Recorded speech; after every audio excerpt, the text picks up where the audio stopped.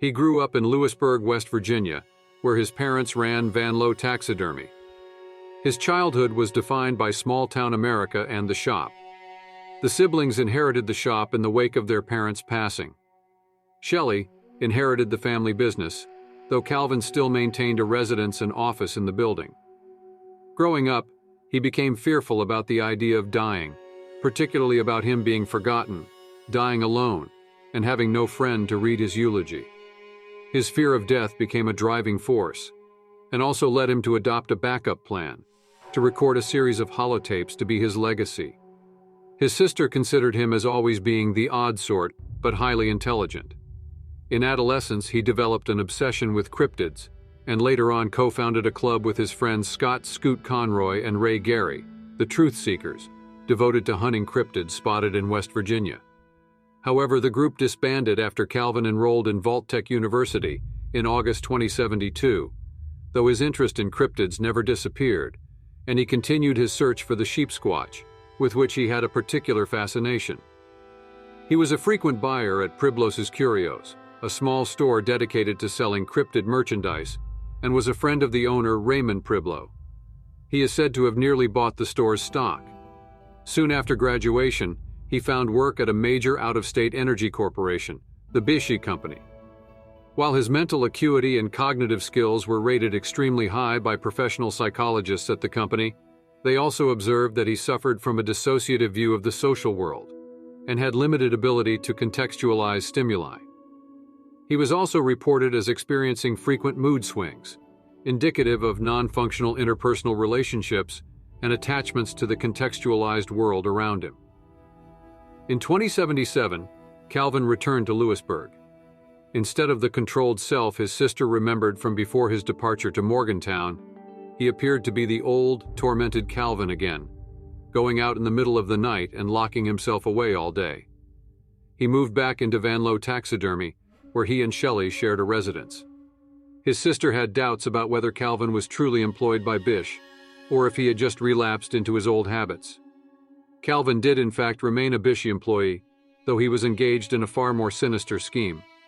As Black Sheep, working under Bo Peep as handler, with Big Bad Wolf providing security, he was part of Operation Mary's Little Lamb, a corporate initiative to stage sheep squatch sightings around Lewisburg in order to drive property values down and allow the company to move in and buy up the devalued property. This way, the Bish Company could utilize Lewisburg to access a natural gas deposit underneath the town.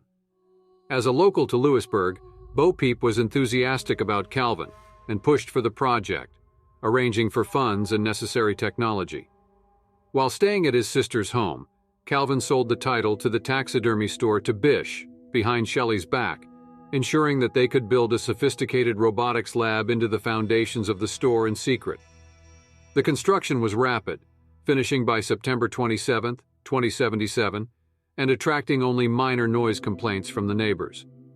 Calvin focused on the project, planning to use a disguised assaultron to stage a series of sightings on the western side of Lewisburg.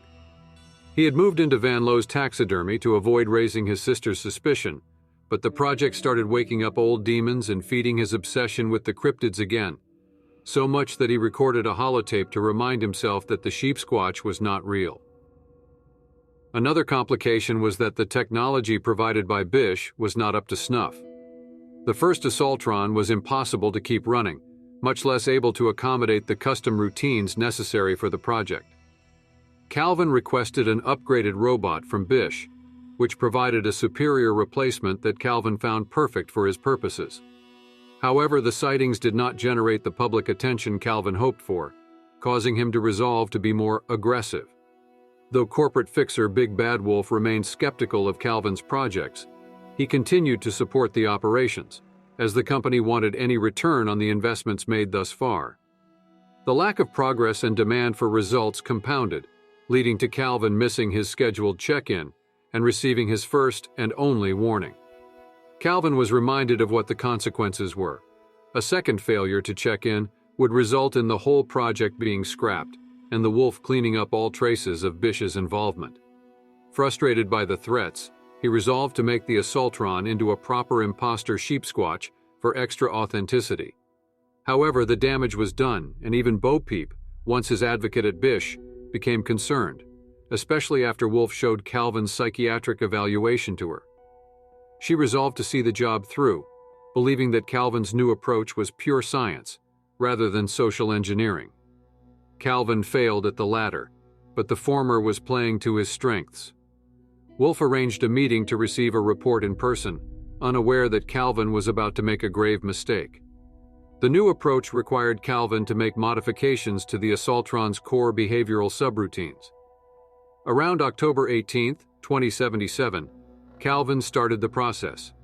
Skipping through the manual and hastily signing liability waivers, Calvin inserted a holotape with the sheepsquatch behavior into the console, uploading it to the assaultron. He then set the parameters for sheepsquatch mating rituals, in an attempt to hasten finding the actual creature. However, the assaultron identified the request as conflicting with the company's HR guidelines and promptly filed a report. Calvin reacted instantly, trying to execute an administrative override and preventing the company from being notified.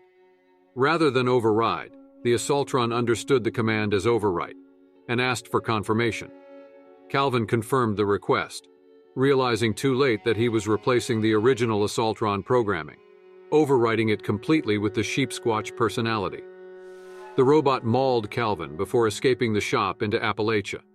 Its first steps led to Bastion Park, where Bo Peep met a grisly end, vaporized by the assaultron's head laser. Calvin survived barely with a damaged face, unable to walk, and with internal bleeding. His emergency stash of medical supplies saved his life, barely, and he started recording his legacy holotapes, Protocol Atenaeus. Unfortunately, he missed his second check-in, leading to the big bad Wolf starting the cleanup. By the time Wolf arrived at the taxidermy shop, Calvin was gone, after he unsuccessfully tried to secure medical aid through Bish's network, only to be rejected. Rather than hunt him down, Wolf focused on recapturing the loose imposter sheepsquatch. Shelley Van Lowe, completely unaware of Calvin's work with Bish, filed a missing persons report. Any attempt at finding him was cut short by the Great War. Calvin survived, barely, hiding in uncanny caverns. He greeted the nuclear holocaust of the Great War with a recitation of Atenaeus by Percy Bysshe Shelley, before emerging into post-nuclear Appalachia. After the bombs settled, Shelley began circulating posters around Appalachia, hoping that someone would be able to bring her some closure with regards to what happened to her brother. Eventually, she gave up and moved on, settling in Kentucky. She left Calvin a note in case he ever returned. Calvin had other priorities, however. Although the wounds were slowly healing, he was in constant pain, pushing through the pain to talk. He moved north, to Welch, to try and find his old friend and fellow truth-seeker Ray Gary. He found him on the upper floor of Gary's home, badly injured in a wheelchair, and lamenting his wife, Laura, having not returned from a scavenging trip. Slipping in and out of lucidity, Ray realized who Calvin was, happy to see his friend again after the bombs. Although he did not explicitly name the sheepsquatch, Ray said that it was real and had been what injured him. Calvin responded with a solemn, "I know." Unable to make Ray realize that Laura was gone, Calvin left Ray a bottle of whiskey and departed. Adopting a new name, Aries, Calvin left Appalachia, moving to Kentucky and starting work for an outfit known as the Blue Ridge Caravan Company. As a caravan guard, he was initially only assigned to the company's routes within Kentucky, but Aries returned to Appalachia around 2103, as Blue Ridge expanded operations into the area, now safe from the scorched plague. Aries developed a chipper, trickster-like persona over the decades since the Great War, in a complete change from the previous gloomy, brooding engineer he once was. The return to his home region certainly played a role, with Aries indulging in his penchant for drama to the point that it astonished even Eugenie, who had known Aries since he started work in Kentucky. He still has an interest in all things cryptic, bizarre, and generally strange, though he keeps his obsessions under wraps with a healthy dose of humor. His encyclopedic knowledge of these topics makes him an odd but welcome addition to the team, while his insistence on wearing a mask all the time has led to good-natured ribbing. Herschel Klein jokingly theorizes that Aries is actually an alien stuck on Earth, forced to make caravan runs to make ends meet. In reality, Aries is neither an alien nor a ghoul, simply a scarred human. The mask is necessary to keep his injuries stable and help him breathe, as having his face ripped off left long-term damage he was unable to fix. The mask stabilizes his injuries and facilitates breathing, allowing him to work as a caravan guard like any other fighter. Years of difficulty breathing due to blood caked up in his throat became manageable, with the added bonus of becoming unrecognizable to any Bish robots. The encounter left him with a deep fear of killer robots, or former employees. Aries struggled the most with his legacy, in particular since his sister worked for the same caravan company he joined. It was a reason for him to stay, but he still struggled to figure out whether he should fade into obscurity or reveal himself to his family. Aries' return to Appalachia was a way to resolve his internal stalemate, while making a positive impact on the world.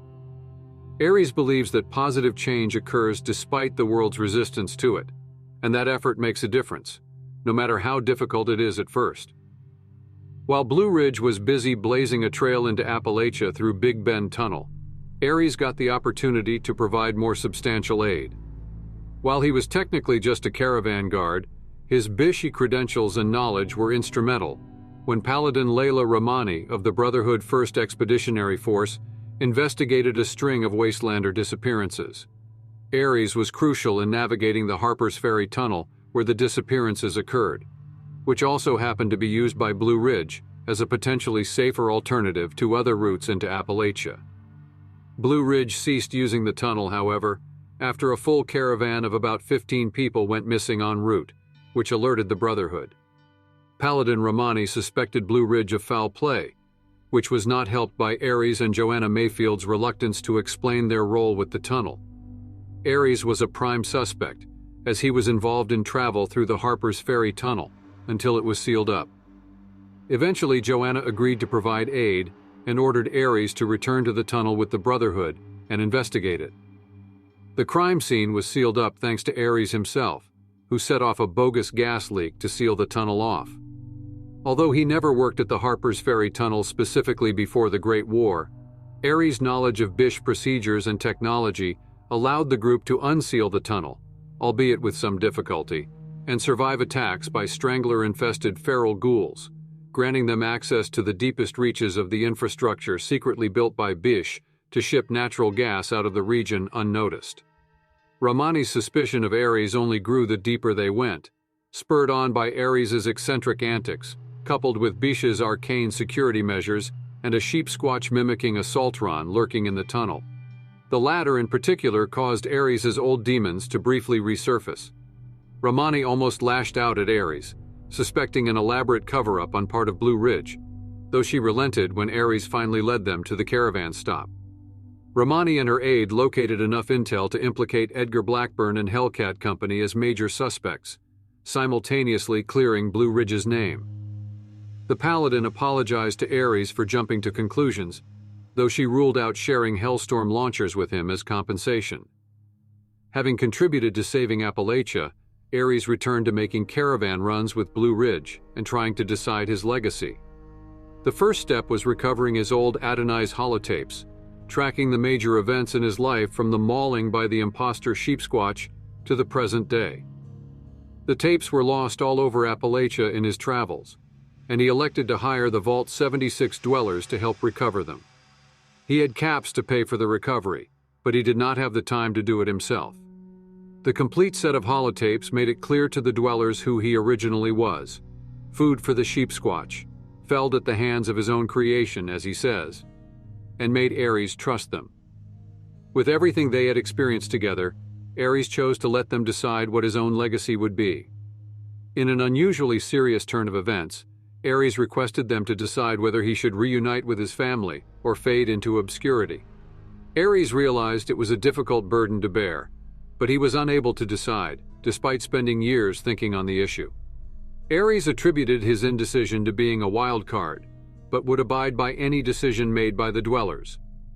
More specifically, Aries was conflicted on whether or not he should reveal his true identity to Carver Timmerman. Unbeknownst to Carver, Aries is his step-uncle. Shelley Van Lowe, Aries' sister, had married Deborah Timmerman after the Great War. Shelley and Deborah raised Carver together after his father, Gregory Timmerman, was presumed dead, having perished in the burning mine. Carver had heard stories of his Uncle Calvin from Shelley, but did not know that he was alive. If Carver is shown the holotape protocol Adonais-6, he is shocked to discover his familial connection to Aries. Although he is excited to know that his Uncle Calvin is alive, he finds that difficult to balance, having already known Aries and being slightly freaked out by his eccentricities. However, Carver knows that Aries has a good heart and will continue to keep him safe on the caravan routes. Aries says he will also continue to spend time with Carver, as he is a good kid, and the time they spend together is rewarding. He does not have the courage yet to face Shelley himself, though he will leave a letter with Carver to deliver to her. No matter how his story is resolved by the Vault 76 dwellers, they can thank him for finally explaining everything, to which Aries will reply that he is proud of himself for holding back on his tragic origin story for so long. The only unresolved question on Aries' mind is how exactly there was another imposter sheepsquatch in the Harper's Ferry tunnel. He had attempted to research Scoot Conroy's terminal at one point, but did not find anything definitive and became terrified by the idea that the imposter sheepsquatch was repopulating. Aries speculates that the sheepsquatch mating rituals program could have, some way somehow, actually created a sheepsquatch imposterling. However, in typical Aries fashion, he playfully brushes off the notion when asked about it.